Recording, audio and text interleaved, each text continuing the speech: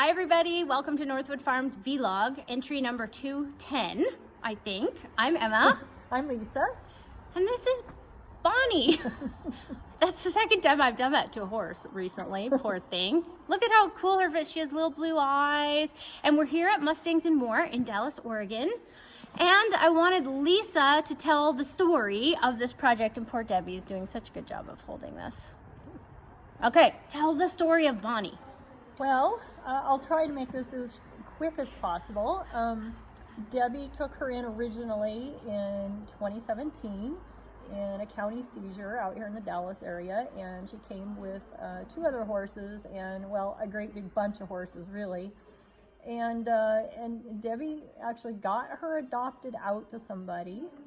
And she was 2. Yeah, she was two at that time. And she came in, don't forget to say that part, that she came in as the eyes for one of these super, like, she must have been 1,000-year-old, this mare, blind mare, and little Bonnie was her eyes. Yeah. So the mare would just stay super close and follow her everywhere. Yeah. And so... She got adopted out. Yep, she got adopted out. And earlier this year, really early this year, the gal called Debbie and said that she was overseas and had leased Bonnie out to a friend and it wasn't going well, and could Debbie take her back. And so of course Debbie was more than happy to help out Bonnie and got her back.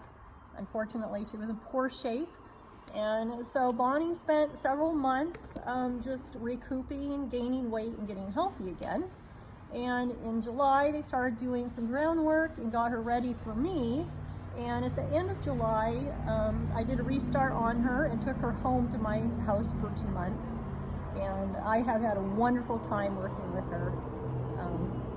She's a sweet man. She is the one I was talking about on the vlog with Bozeman, where she's so gentle.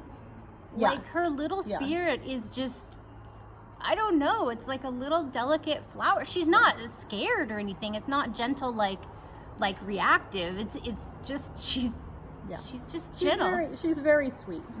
And I have enjoyed working with her a lot, and I'm going to miss her. Of course, I'll still get to see her here at Mustangs and More, at least until she finds her forever home. You know, and we kind of talked about some highlights. Yeah. And, you know, I think a couple of the highlights with her has been, number 1, her first trail ride. Oh, yeah. I took her on a trail ride at a friend's house in Scio, and it's a small little trail ride, but she did fabulous. She just took everything in stride, and she loves being in the lead, and she was super confident as a lead horse, and she was good being in the back too. She's good tied to the trailer by herself. And so the other highlight was when I rode her in Joel Connor's clinic at the end of August. At the campus, And at the she had about 12 rides on her. So I was worried that she'd be distracted, and you know, the clinic environment would be tough on her, but she took it all in stride. It was wonderful. And we had a good ride that weekend, and she stood at my trailer. Gosh, Saturday when we had the potluck, she stood at our trailer by herself for like 6 hours. And never fussed. She didn't. I mean, she was just awesome. Yeah, I went out there to go home and open my trailer. She dove in. She was certainly ready to go home.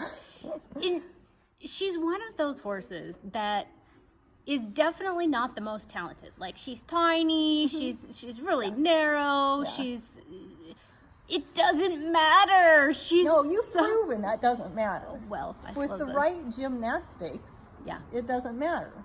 And with the right mind, you have a lovely horse to spend time with, and it's a situation where you could really enjoy yourself. So a horse that has a beautiful spirit and a really confident mind, the gymnastics, that's the whole point, is seeing what you can turn a horse into physically without trouble. Yeah. A friend of mine and we're just talking, and we were just saying that she was kind of asking me how all of this fit into, you know, competition dressage. And I was like, well, I don't know. But what does occur to me is that we're supposed to be trying to find out what we can get a horse to do without trouble. And so in the extreme example, like Grand Prix dressage movements would be really hard and complicated stuff to do. And the dream is to be able to do it with joy and grace and relaxation and all of that. So I think when you get a horse like this who comes with that kind of a spirit, in a way you're like really ahead of the game. Yeah, ahead of the game. That anyway. Exactly. And well, first of all, she's adorable. She is adorable. I really am going to miss her. You've done a great job. Thank you. Yes, because here's why.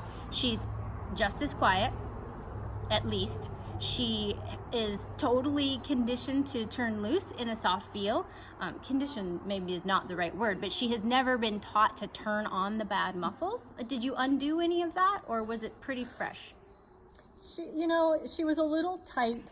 Oh, you noticed it. She's tighter to the right, and She so has a I've twist been, to the right. yeah, I've been picking away at that. So I don't think I had to undo a whole lot, but she didn't know anything. Right. But so what I'm saying is that the slate is clean, and like I just rode her a few minutes ago, and like doing some of the Noah's Arcs or just sort of getting united to a little bit of a sideways feel, then that tends to power a horse up, of course, and they're there. Like the power is already there. No one taught her to like drop her belly and lose it. Yeah. And so when you so excellent mind, her body is available to her, and she's had some great exposure. Yes, yes, I try to expose them to all sorts of weird things. Yeah. So, she's already been exposed to some obstacles. One of our highlights, I have a balance beam, and I would not ask a green horse to do a balance beam, but we just picked away at it, and mainly I wanted her to learn to step up on something. And so the other day, she was doing so good at stepping up on it and standing quiet that I wanted to see if we could sneak across it.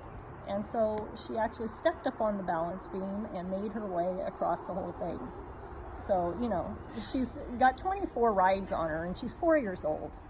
And she made it across a little balance beam. So that was another one of my highlights for sure.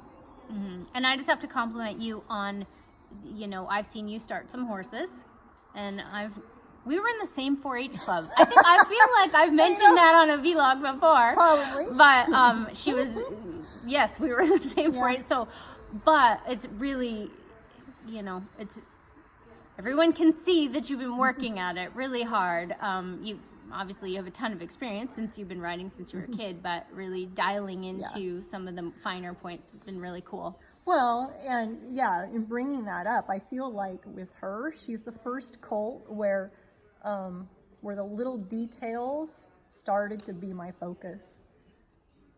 I mean, all the things that we hear Buck and everybody say about the little things, and like working on the 4 quarters and circles, working on circles and getting your circles united, and all those little things are becoming more important to me. And and at one point I said to Jim, I feel kind of jealous that this 4-year-old with a handful of rides is better at some things than my older horses. Yeah. And I'm like, should I be jealous? Jealous is an interesting word. That's interesting. I mean, it's cool. I'm super excited that I can feel my focus changing.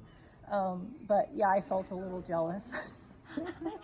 I know. And we are rambling on, and Debbie's arms are getting tired. Yes, and we're going to go to 9 minutes. So sorry, you guys, but if you watch this whole thing, congratulations. Yeah. And you can follow Lisa Overhuel, on Facebook.